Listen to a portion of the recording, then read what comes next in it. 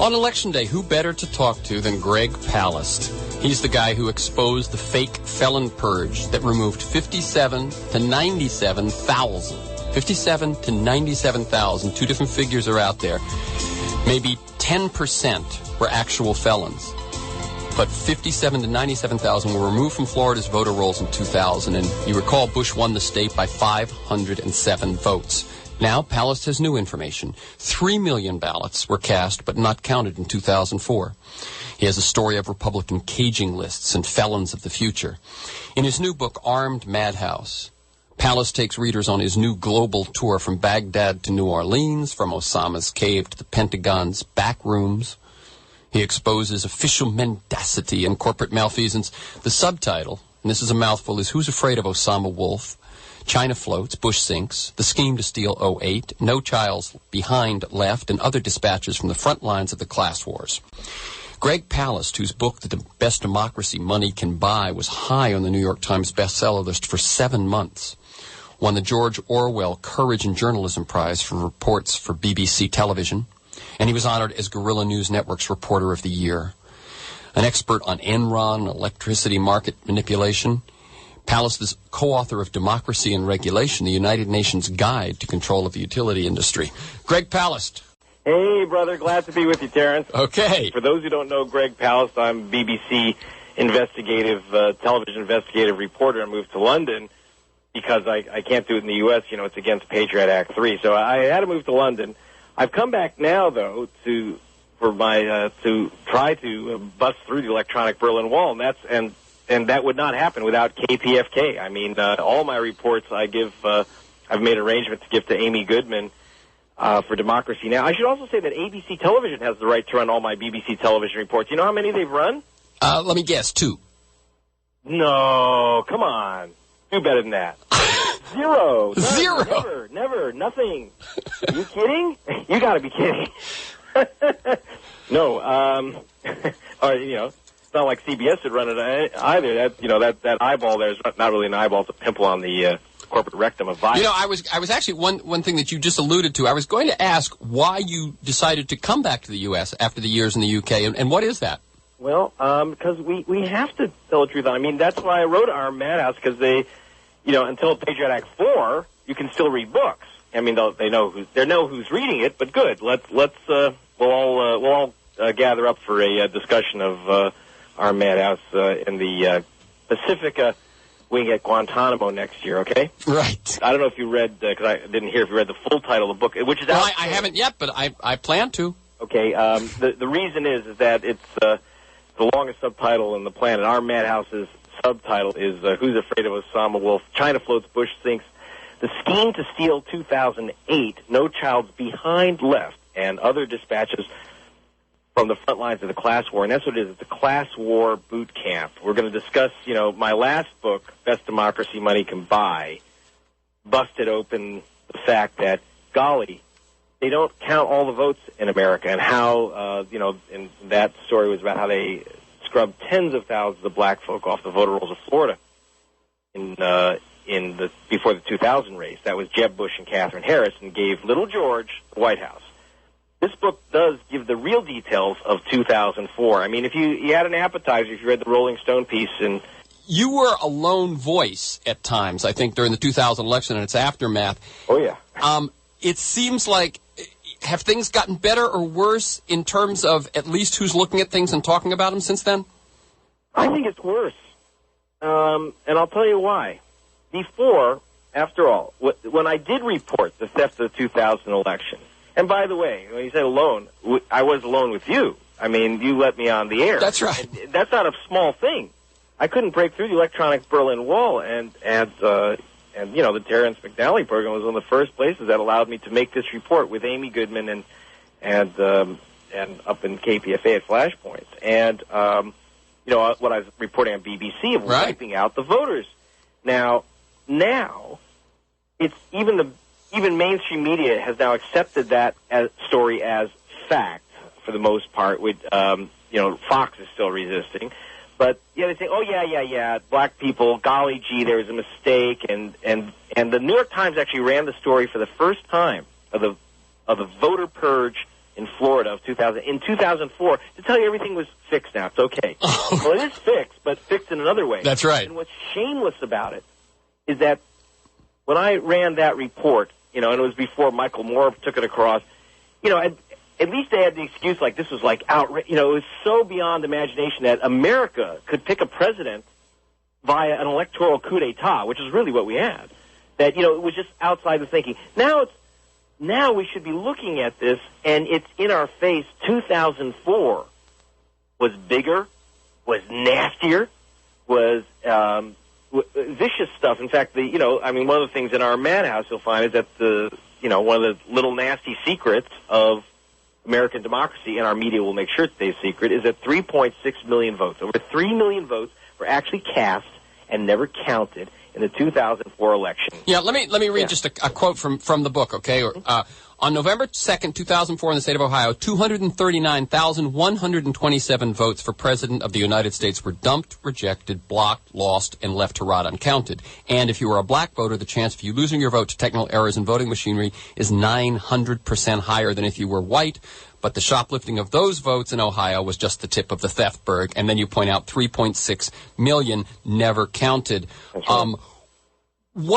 I've interviewed Mark Crispin Miller. I've seen Bob Petrakis speak. I've looked at RFK Jr.'s piece, and then I also looked at Farhad Manjoo's response in Salon. Have you read that? Oh yeah. Okay. He attacked me when I wrote Kerry won in the 2004 race. He went on a vicious personal attack. He didn't bother looking at any of the numbers. He just said, silly stuff. Well, if such a wide spread theft occurred, the press would have reported it. Oh, jeez. But I answered, they did. It was on the top of the nightly news, except that was BBC television. So, for people, because I want to move on to some of the actually things that are more hidden, maybe even than this, in terms of Iraq and Venezuela, which I think is very interesting. I want to get to that. But for people, just if you can headline it, what is new in your analysis of 2004, and what would you consider conclusive? Conclusive. It's not Ohio is the answer. 3.6 million votes were cast and not counted in the 2004 election, up from 2 million votes cast and not counted in the 2000 election. It's not Greg Palast black helicopter stuff. I used to teach statistics. We went into the computers of the Election Information Administration and got this stuff. And the ugly thing, it's not just anyone's vote that isn't counted. It is, I figured, 88% of the vote not counted in the United States, cast ballots thrown away, rejected for some reason, 88% cast by voters of color.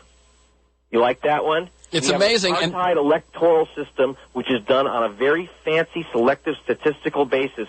It's not someone there looking for black voters and erasing that vote. It's not. It's much more complicated, and it's much more. It's deviously interesting. Actually, well, one of the counterintuitive things, Greg, is that one of the groups of votes that weren't counted, I think something like 500,000, were absentee ballots.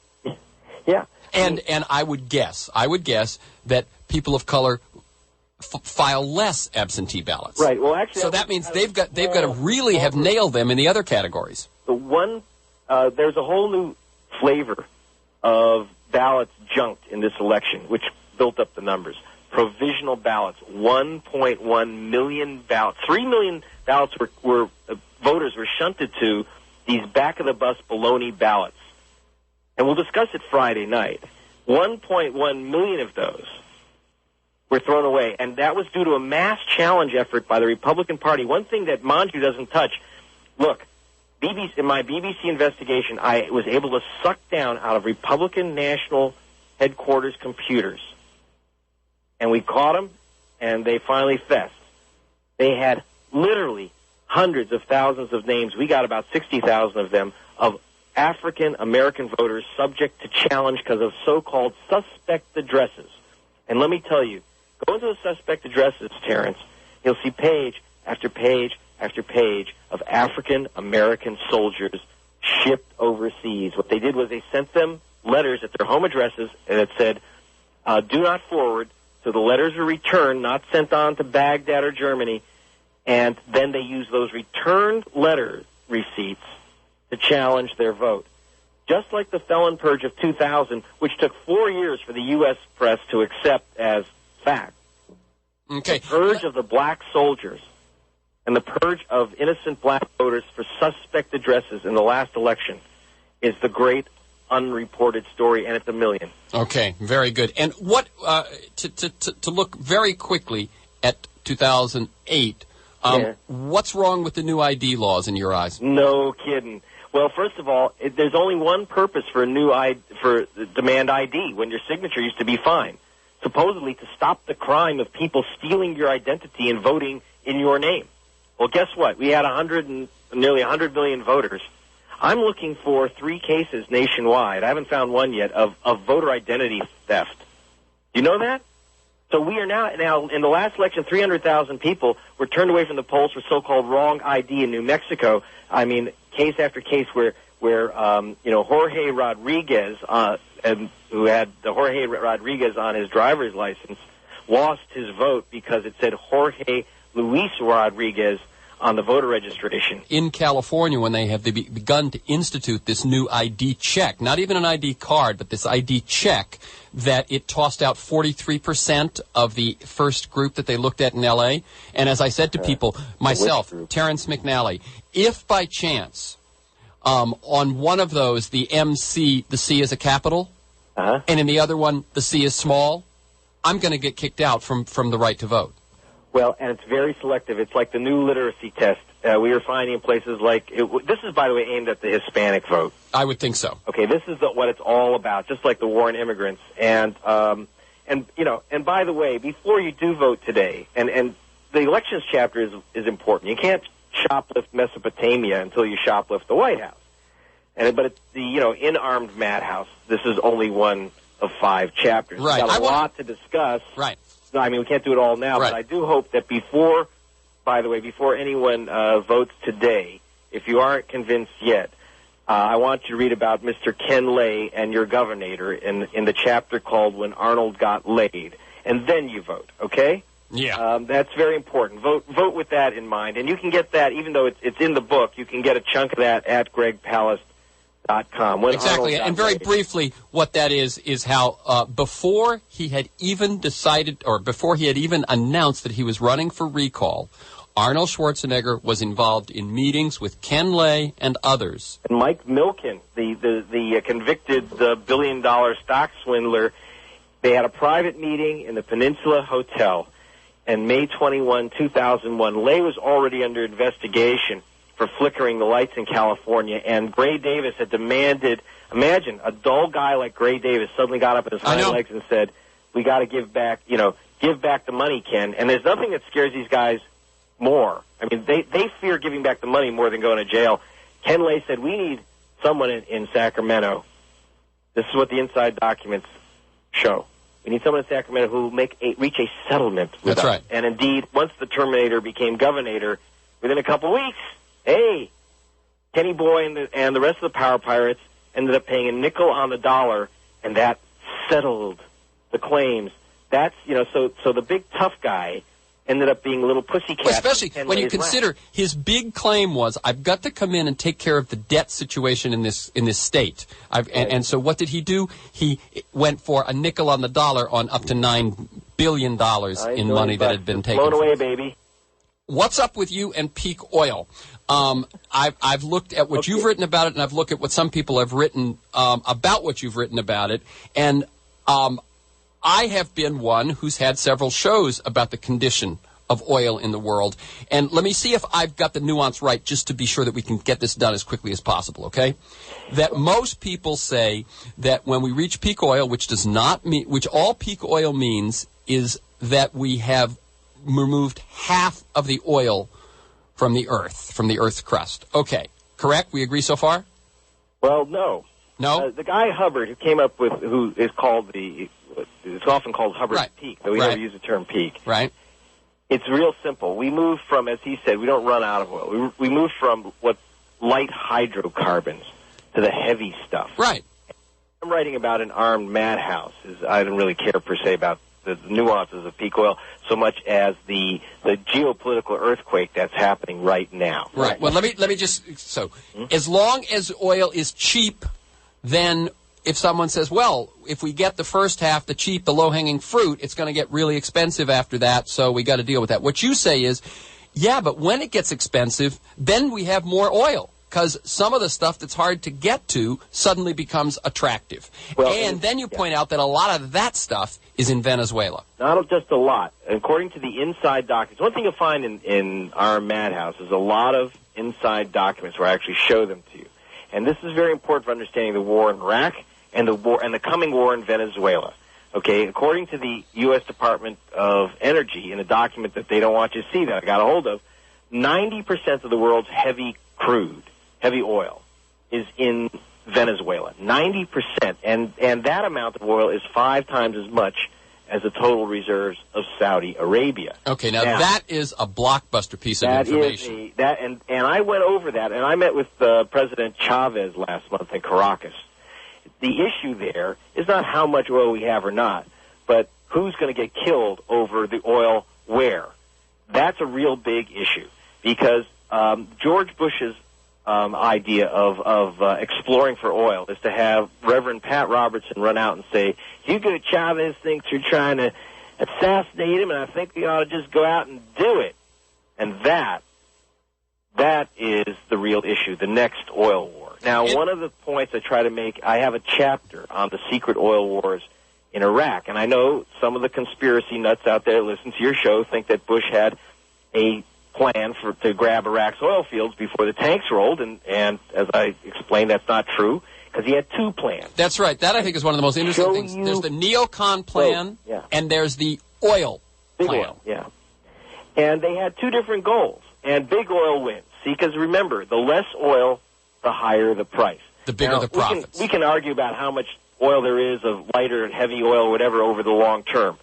But let's look at it this way. We didn't suddenly lose all our oil in 3 years. When George Bush took office, oil was at $20 a barrel. And now it's $73 a barrel. Mission accomplished. Yep. What I thought when I began the investigation to Iraq is that big oil wanted Iraq's oil. Now, what I find out, and I was wired when I spoke to some of these oil execs, and I got the document that took us 2 years to uncover, that they said didn't exist. Big Oil's plan for the oil fields of Iraq, and it was not to get Iraq's oil, but to keep a lid on Iraq's oil, to make sure that they never produce more than 3 million barrels a day, as dictated by the Saudis and OPEC. Okay, let me ask, this may be the last question. This is an oil-related question. Mm-hmm. What some people don't know is that up until 1970, America was the largest producer of oil in the world. Yeah. At the point at which it no longer was, it made a deal that basically set up OPEC with Saudi Arabia and other countries, and the rule was you had to trade oil in U.S. dollars, which meant that while we no longer led in energy, we basically were the banker, we were in control. Petrodollars. Right. Saddam Hussein was going off of the dollar onto the euro. We see what happened to him. Chavez, what is his status right now with regard to the euro, the dollar, etc.? The most important thing, it's not so much the question of which currency he's going to take. He has said to me, look, King Abdullah turns all his dollars back to the United States. In other words, basically, we paid $250 billion last year to OPEC countries. The Middle East returned every single penny of that came back in Treasury bills and other U.S. investments from the Mideast. It just cycled right back, and that's what funded George Bush's oil wars, tax cuts for the rich, war toys, you name it. That's what Bush depends on to keep his scheme alive, is the petrodollar addiction. It's not the addiction to oil, it's the addiction to the petrodollar. Exactly. Hugo Chavez is putting George Bush on notice that it's going to be cold turkey, baby, when the shift comes to Venezuelan oil. And in fact, Hugo Chavez not only says that he says, I'll sell you, by the way, oil cheaper than Saudi Arabia. That's right. He's offering it right now at $50, isn't he? That's right. But he said, but you don't get the dollars. The dollars for Venezuela stay in Venezuela and in Latin America to build our nation and our continent. And he withdrew $20 billion from the U.S. Federal Reserve. So, I mean, by the way, let me just say, but he won't give them back. Greg, hold on.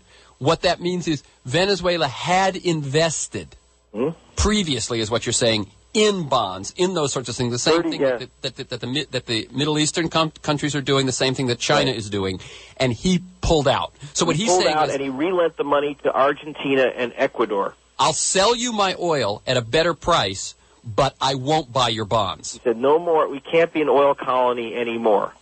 I'm happy to give you oil, and in fact, to low-income communities in the U.S. we'll give further discounts. But he said, we have to recreate our country. We can't keep giving you back the money. See, that's what it's really about. I got to wind it up. Let me just ask one last question. This is a yes or no. Would you agree that what we've seen is Osama morphed into Saddam, and Saddam will soon morph into Chavez?